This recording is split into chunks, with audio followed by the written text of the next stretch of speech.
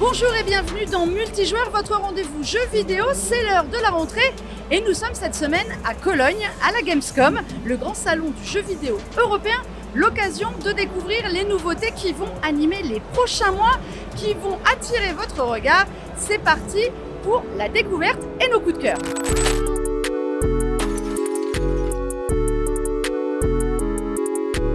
La Gamescom, c'est le grand rendez-vous européen du jeu vidéo, l'occasion pour les éditeurs et les développeurs de regorger d'initiatives et d'inspiration pour présenter leurs jeux. Plus de 335 000 visiteurs sont attendus, des milliers de journalistes et de professionnels. Tout ça pour savoir, quel sera le jeu des prochains mois. En l'absence de GTA 6 repoussé à mai 2026, les ténors sont là, sont au rendez-vous. On a ainsi pu voir Resident Evil Requiem, Silent Hill F, Borderlands 4 ou même évidemment FIFA. Et puis la Gamescom, c'est aussi l'occasion de voir des cosplayers de tout genre, des stands géants et aussi des milliers de figurines à acheter, de livres. Voilà, la Gamescom, c'est tout ça, le bonheur des joueurs, le bonheur des éditeurs et le bonheur aussi des vendeurs. Et parmi les jeux les plus attendus de cette fin d'année, il y a évidemment EA Sports FC26. Ça se voit ici à la longueur de la file d'attente à la Gamescom. Un jeu de simulation de foot qui a décidé cette année de faire la part belle à sa communauté. On est allé demander à Sam Rivera et Bogdan Banazievich, les deux créateurs du jeu, leur avis sur la nouvelle mouture. Ils ont promis qu'ils avaient écouté les joueurs. Réponse, balle au pied. Je pense que nous avons énormément de choses dont nous pourrions parler. Je vais commencer par les fondamentaux. En gros, avec FC26, on s'est concentré sur ce que nous appelons les fondamentaux du gameplay.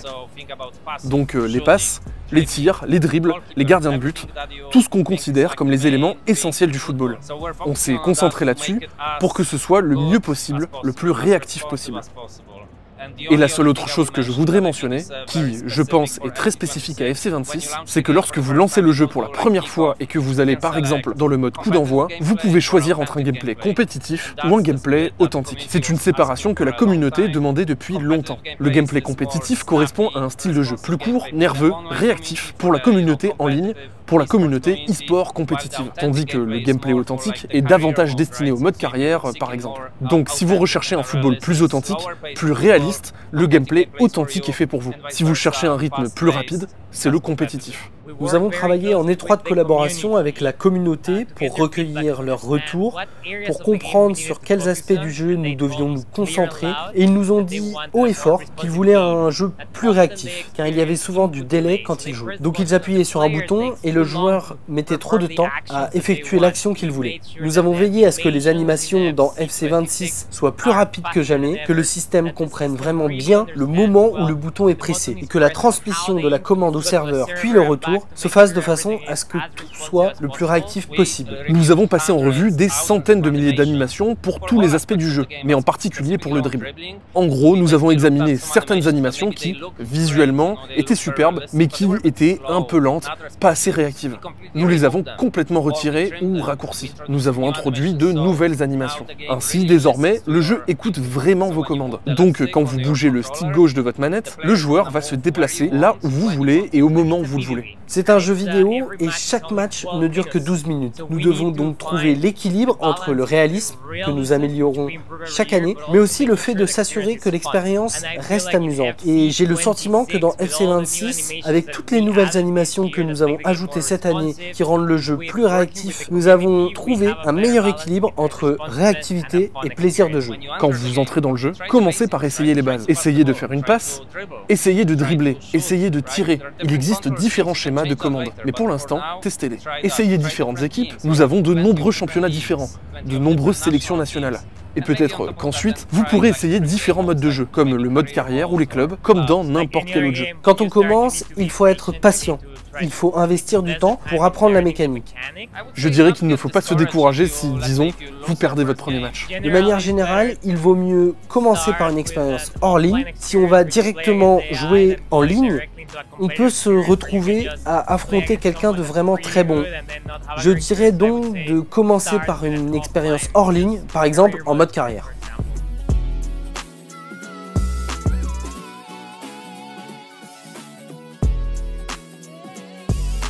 C'est l'une des surprises de la Gamescom, le jeu a été annoncé pour l'occasion, Lego Batman Legacy of the Dark Knight, un mélange de l'humour Lego avec le personnage le plus noir de DC, c'est un mélange inattendu.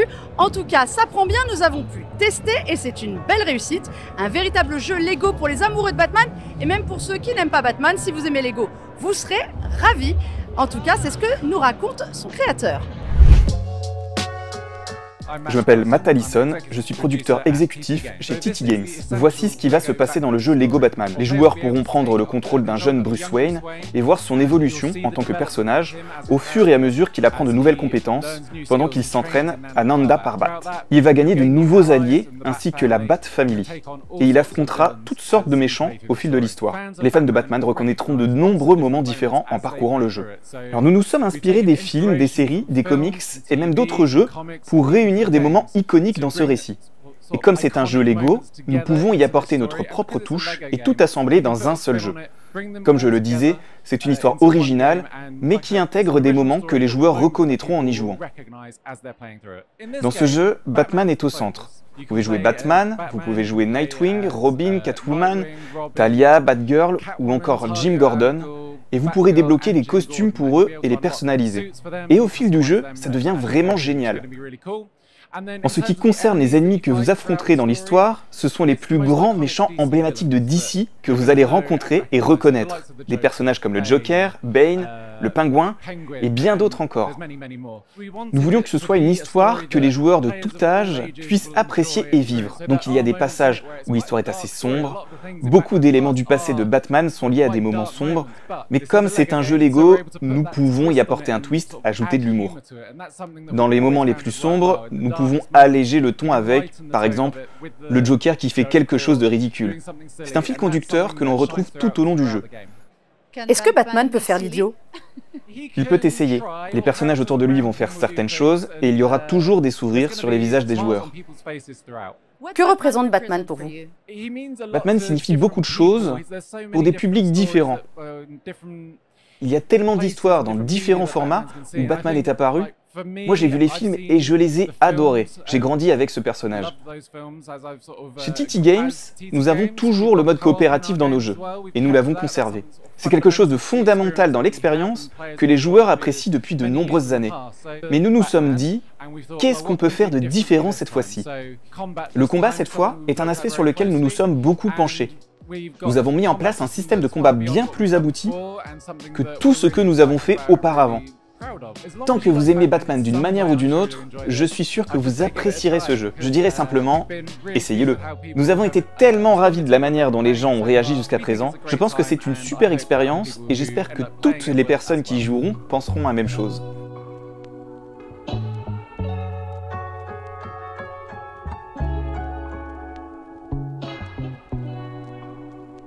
On sait les Souls-like et les jeux de survival horror à l'honneur en ce moment dans le jeu vidéo. Si on a beaucoup vu Resident Evil Requiem, on vous en a déjà parlé, Silent Hill F. Et parmi les jeux qui vont bientôt arriver dès le 4 septembre, il y a Elysus, un jeu qui reprend les codes des Souls-like sans en être et qui nous promet du gameplay beaucoup plus moderne. C'est en tout cas ce que nous a raconté Yves Bordelot, le patron du studio Rogue. Elysus, en fait, est un jeu qui raconte une histoire très personnelle du héros, Rémi, qui en fait retourne dans sa terre natale, qui a été exilé tout jeune. Il retourne dans sa terre natale pour rencontrer, en fait, pour essayer de chercher ses parents. Il veut élucider le mystère qui se passe à l'intérieur de Adea, la nation, qui est une nation, un pays ermite, entouré par la guerre civile, dont des thèmes très lourds, très adultes, et également il va s'apercevoir qu'il y a aussi un autre niveau de problématique qui est une calamité. Il y a un phénomène paranormal qui se passe dans Adea. Donc, il est plongé au travers de tout cela. Il s'infiltre dans le pays. Il découvre qu'est-ce qui se passe en même temps qu'il cherche ses parents. Et il va avoir une histoire absolument incroyable dans ce pays. Rémi, pour le mettre très directement, c'est quelqu'un qui est c'est proche du sociopathe fonctionnel. Donc, c'est quelqu'un qui a été dans le système dans le système, en fait, il vient du Canada. C'est quelqu'un qui a évolué dans les foster care qu'on dit au Canada, donc avec des parents adoptifs, de familles adoptives à familles adoptives, traumatismes de jeunesse. En fait, au travers du jeu, Rémi va regagner un peu comment qu'il est sensiblement avec ses émotions. Et au final, il va vraiment se transformer d'une certaine manière au fil de ses aventures jusqu'à la fin du jeu. C'est un jeu qui est noir, mais qui a quand même une touche d'espoir à l'intérieur. C'est un jeu qui va montrer les horreurs de la guerre. C'est quelque chose qui montre la nature humaine, jusqu'où elle peut aller dans un contexte de guerre civile, dans un contexte très, très, très pesant. Alors, il y a aussi quelque chose de particulier dans Elysos, c'est la volonté de nous donner très peu d'informations sur les personnages, mais aussi quand on joue. Alors pourquoi vous avez fait ça? C'est pour torturer les joueurs aussi? Une des raisons pour on a fait ça, c'est qu'on veut que le joueur soit 1 pour 1 avec le héros. Donc qu'est-ce que Rémi sait? C'est qu'est-ce que le joueur sait. Il faut que tu prennes des notes, il faut que tu lises, il faut que tu apprennes à lire l'environnement, à écouter, à regarder. Qu'est-ce que je vais trouver dans Elysos que j'ai pas ailleurs? Je pense que tu vas retrouver la joie fondamentale de la découverte et de l'aventure dans un jeu. C'est ça que tu vas retrouver. Même en ayant peur. C'est Aussi. pas gentil.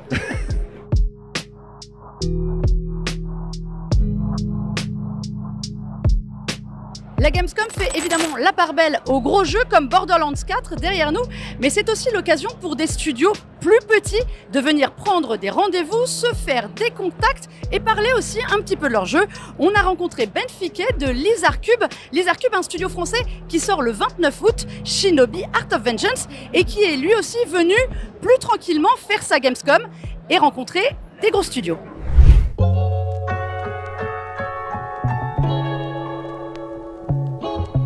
Le jeu sort la semaine prochaine. Alors, on n'a pas de stand effectivement sur la Gamescom précisément parce qu'on a sorti la démo le mois dernier. Et en fait, moi, j'en profite pour voir des journalistes, voir les gens de l'industrie, voir les copains aussi du monde du jeu vidéo et aussi vendre un petit peu ma boîte, voir les gens qui comptent dans le milieu parce que c'est un gros événement. Les gens connaissent pas forcément Shinobi, peut-être les gens plus âgés ont joué.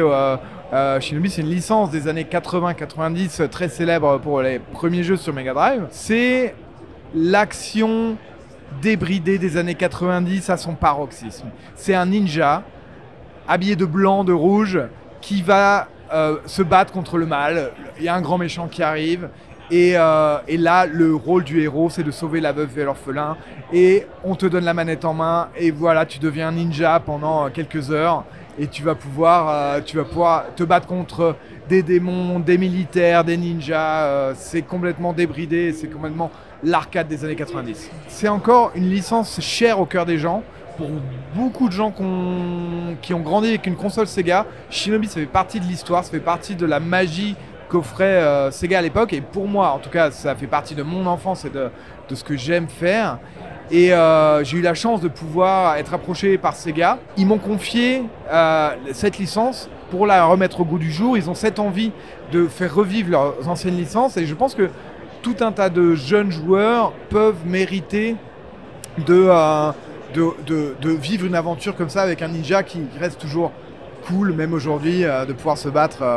Alors, on parle pas de remake, on parle pas de remaster là-dessus. Non. Souvent, vous parlez de revival. C'est quoi la différence? Le revival, c'est faire un nouveau jeu, mais empreint de l'atmosphère, de l'ambiance, de tout le cœur, de tout le sel que faisait la licence originelle, faire revivre l'univers. Je pense qu'il y a toute une palette de couleurs qui s'adapte, qu'il faut retrouver, parce que c'est ça qui faisait aussi le piment de la Mega Drive. Il y a un univers, il y a des designs, des lieux aussi qui sont iconiques, c'est japonais, empreint de mystère, empreint de magie, empreint de technologie futuriste, voilà. À touche Lizard Cube, déjà c'est l'art,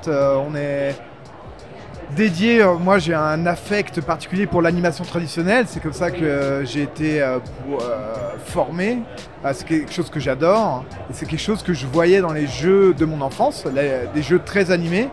Et en fait, j'ai envie de voir ça, de remettre ça au goût du jour.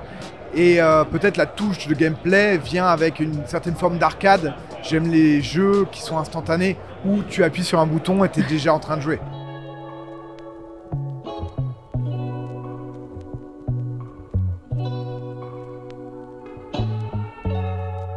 Et bien voilà, la Gamescom s'achève presque pour nous. On a vu beaucoup de jeux, des choses dont on peut vous parler, des choses dont on ne peut pas parler. Et je suis avec Diogo des numériques. Bonjour. Comment ça va, Diogo? Ça va très bien, un peu fatigué quand même. Et c'est ta première Gamescom? C'est ma première Gamescom, j'ai pris du déo, j'ai bien fait attention.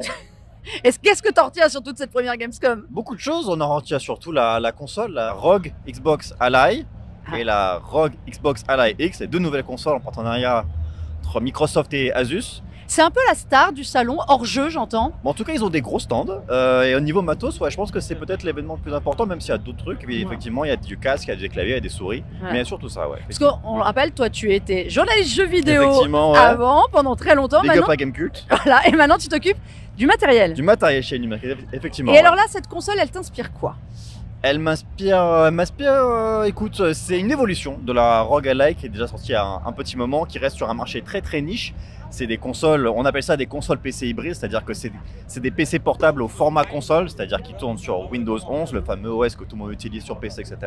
Mais pas forcément fait pour les consoles portables, il faut le dire. Et d'ailleurs, c'est une des spécificités pour un produit Microsoft, ils essayent d'éviter au maximum Windows 11. Exactement. Alors, c'est peut-être l'élément le plus intéressant de la je vais encore essayer, ROG Xbox Ally, il faut retenir le nom. C'est sa nouvelle interface qui s'appelle en anglais Full Screen Experience, qui est une application inspirée par l'application Xbox qu'on a tout le monde sur les consoles Xbox Series X, etc.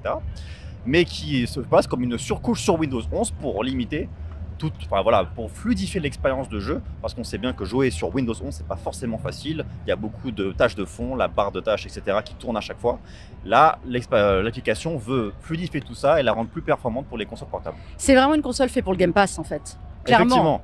Il y a carrément un onglet dans les menus, dans l'interface, où on peut accéder à tous les jeux du Game Pass. Les jeux du Game Pass qui ne sont pas disponibles sur certaines consoles comme le Steam Deck, qui est la plus grosse console, la plus populaire sur le marché des consoles PC portables.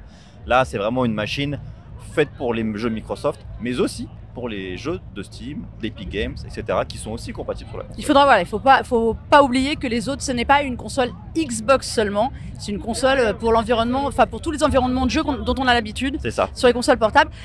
Il y a un point sur lequel ils appuient aussi, c'est l'ergonomie. Qu'est-ce que tu en as pensé, toi, de l'ergonomie de cette console? Alors, elle est très différente au niveau du look, enfin, pas vraiment, vu qu'elle reprend les grands codes de la ROG Ally, c'est-à-dire qu'elle a un écran toujours, voilà... C'est 7 pouces. 7 pouces, exactement, pas OLED, mais qui fonctionne plutôt bien. Mais elle a surtout des poignées à chaque extrémité, qui épousent les formes de la main comme une manette un peu classique. Du coup, ça ressemble un peu à une longue manette. On dirait une manette Xbox voilà, qu'on a coupée en deux. L'agencement est identique. Après, en main, ça change pas vraiment grand-chose. À mon expérience, la ROG Ally était relativement confortable, celle-ci aussi. Les deux versions qu'on a pu tester, l'une est plus légère que l'autre. La ROG Xbox Ally est plus légère que la ROG Xbox Ally X plus puissante. Mais en termes de confort de jeu, je pense que c'est très équivalent. Après, c'est pas vraiment la console qu'on sort dans les transports, c'est pas la console qu'on joue dans un parc, etc. Ça, c'est plutôt un marché qui va plutôt vers la Switch 2, par exemple. Ce qui est plus légère. Cette console, elle n'a pas de prix. Elle a une date de sortie maintenant, qui est le 16 octobre, mais elle n'a toujours pas de prix. Il se murmure des prix entre 600 en entrée et jusqu'à 900 €. Alors, il y a ces 1 ou 2 Tera, que je dise plus de bêtises, c'est au moins 1 Tera le stockage sur la ROG Xbox Ally X, avec un processeur plus puissant. C'est ça. Ça te dit quoi? Beaucoup plus puissant.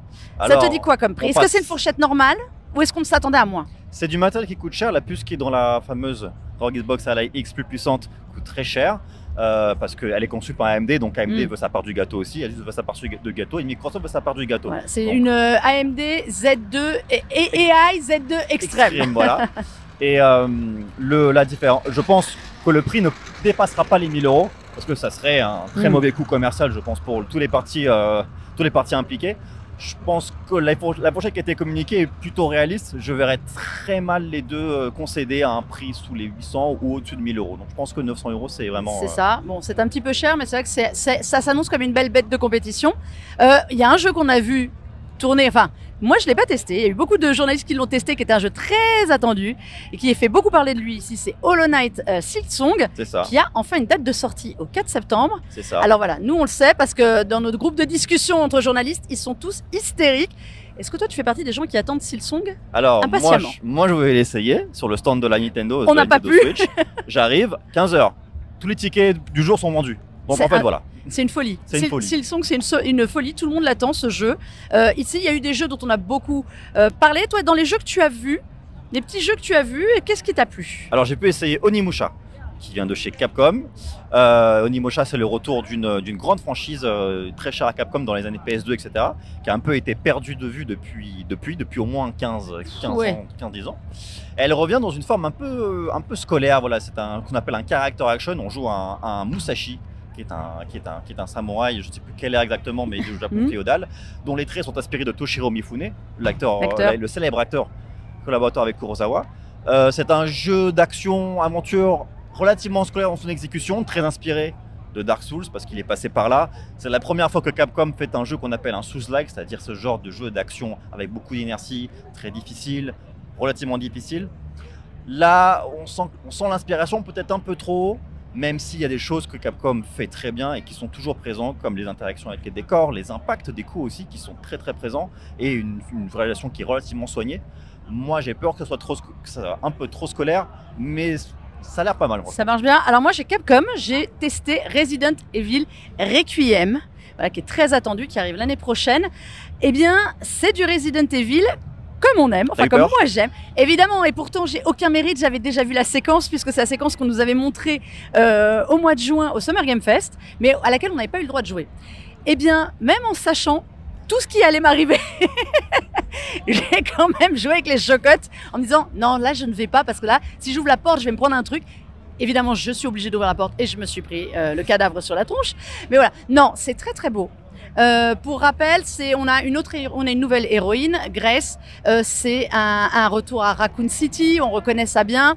Il y a vraiment les codes du Resident Evil qu'on aime, celui qui est oppressant, voilà, qui a son lot de zombies, son lot de monstres, ses codes habituels. Moi, j'ai beaucoup aimé, et vraiment la possibilité de passer de jouer à la troisième personne ou à la première personne. Moi, j'étais plutôt école troisième personne. Voilà, les derniers étaient très première personne. Et ben, ça fait plaisir. Voilà, je voulais le dire. J'ai renoué avec mes peurs d'antan parce que j'étais une grosse joueuse des tout premiers Resident Evil. Voilà, Resident Evil 4, évidemment, comme tout le monde, beaucoup aimé. Eh bien, oui, ça fout bien les jetons. C'est une belle réussite. Sinon, dans les autres jeux que moi j'ai bien aimé dans un autre registre, eh bien, j'ai vu Keeper, le jeu de Double Fine, le studio qui était derrière Psychonauts 2. Et honnêtement, eh bien, c'est du Double Fine comme on l'aime, c'est-à-dire que c'est à la fois surréaliste, complètement barré, on joue un phare.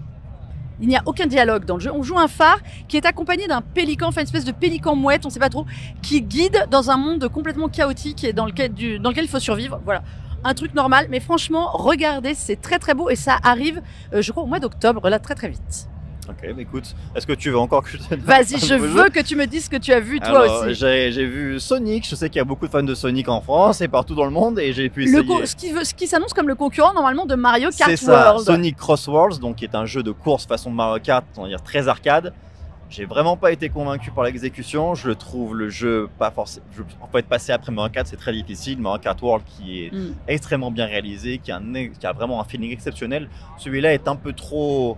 On n'a pas trop l'impression d'être sur le circuit, il manque de quelque chose de vrai qui fasse la différence. C'est vrai. Donc c'est un peu décevant pour un jeu Sonic, parce que moi j'aime bien les Sonic Racing en général, mais celui-ci... Celui-ci t'as pas encore convaincu. Je pense pas, non. Il te convaincra pas. Ah bah d'accord, on n'est pas bien. Alors moi j'ai vu le prochain DLC d'Indiana Jones Oh, la chance. et le Cercle Ancien. La chance. Voilà, et ça franchement c'était très sympa. On va atterrir dans un monde... Pour ceux qui ont fait le dernier Indiana Jones, qui quand même, pour les amoureux d'Indiana Jones, est exceptionnel, eh bien j'ai une bonne nouvelle, c'est un DLC qui arrive en cours de route. C'est-à-dire qu'on n'est pas obligé d'avoir fini le jeu, c'est vraiment comme une route parallèle au moment où on est au Vatican. Et ce que je trouve extrêmement malin, c'est-à-dire que ce sont des amoureux d'Indiana Jones, de la licence, et ils nous ont fait du contenu additionnel, comme si on n'avait pas eu assez, parce que voilà, on est nombreux à avoir dit, on n'en a pas eu assez, on en veut encore. Et ce qui est intéressant, c'est que vous pouvez faire la quête, revenir, repartir, vous n'êtes pas obligé de la finir, mais en revanche, vous pouvez gagner des choses qui vont vous permettre d'avancer différemment dans la quête principale sans révolutionner, sans tout changer, mais surtout, voilà, le plaisir de s'offrir une petite aventure supplémentaire d'Indiana Jones. Est-ce qu'il y a un nouveau décor dans celui-là? Non, c'est le Vatican. Enfin, c'est toujours le il y a Vatican. des nouvelles zones dans le Vatican, mais on reconnaît, en fait, ce qui est malin, c'est qu'on commence le jeu dans un environnement qu'on a déjà vu et on va plus loin. Voilà, et ça arrive début septembre, le 4 septembre. Donc, j'ai hâte. Donc là, franchement, très très bien. J'ai hâte. Donc, bon, alors bilan de cette Gamescom quand même. Sur les jeux, toi, c'est quoi ta tendance? Qu'est-ce que tu retires de cette première Gamescom au niveau ambiance et au niveau des jeux? Parce qu'il y a des jeux qu'on n'a pas vus. Il n'y a pas de Ghost of Yotei, par exemple. Pas vraiment, non. Et il y avait beaucoup de jeux au cours de l'Opening Night Live, ça c'est la grande soirée qui a été diffusée juste avant la Gamescom. Beaucoup de jeux qui se répétaient un peu. Moi, c'est surtout ce sentiment-là. J'ai l'impression de voir beaucoup de fois le même jeu. Encore une fois, les aspirations sont évidentes, tout le monde pique un peu partout pour essayer de faire le prochain. Du Souls-like, comme tu disais beaucoup, exactement. du Elden Ring-like. C'est ça, exactement. Des Survival Horror, on en a beaucoup. Dans l'espace souvent. Donc j'ai un peu peur que ça se répète un peu, en tout cas au niveau des grosses productions. Par contre, tout ce qui est indépendant, moi j'ai vraiment retenu ce grand hall indépendant qui est énorme hall indépendant qui est dans la Gamescom, qui est absolument gigantesque. Il y a au moins plus de 100 jeux disponibles, parfois sur un écran, parfois c'est des mecs avec un clavier, une manette et qui disent regarde, essaye mon nouveau, je l'ai fait en 3 jours. C'est impressionnant. Moi, c'est surtout ça que je retiens. Je pense que c'est surtout ça qu'il faut retenir. Faut pas rater ça quand on va à la Gamescom. C'est vrai. Et dans les petits jeux indépendants, moi, je vous en recommande un qui vient de sortir, qui s'appelle Tiny Bookshop, où vous jouez un petit libraire avec sa roulotte qui sillonne un village.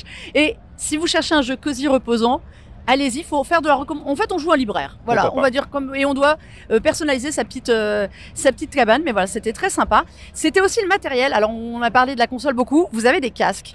Sony n'était pas là pour ces jeux, mais Sony était là pour présenter ses casques InZone. InZone, c'est ça. Donc, ils ont présenté des nouveaux casques et nouveaux écouteurs pour jouer en partenariat avec Fnatic, l'équipe e-sport. Et clairement, on veut aller s'implanter sur l'e-sport chez Sony. Donc, on se fait un partenariat avec des produits.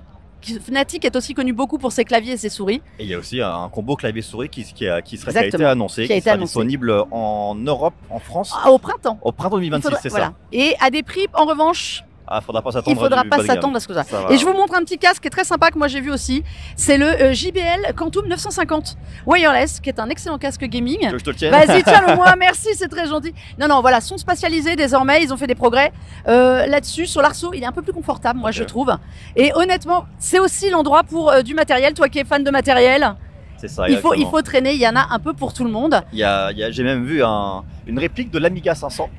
En version 1.1 de chez Retro Games qui arrivera à l'avenir, on ne sait pas quand, mais qui est en route, donc avec le clavier d'époque qui fonctionne et tout. Pour les nostalgiques. Exactement. Et aussi un mini Vectrex, c'est-à-dire l'une des toutes premières consoles de jeu, il y a une machine de jeu qui a été refaite, mais à une toute petite échelle, grand comme ça, avec tous les jeux d'époque. Eh ben écoute, c'est parfait ça. Bon, la Gamescom s'arrête pour toi aussi ici. Pour nous aussi bientôt. Merci beaucoup Diogo, on te retrouve sur les numériques. Exactement. Tout à relire. Et puis voilà, puis bientôt aussi dans le multijoueur, tu viendras parler jeux aussi et matériel, t'aimes bien. Promis juré. Promis. Merci beaucoup. Merci.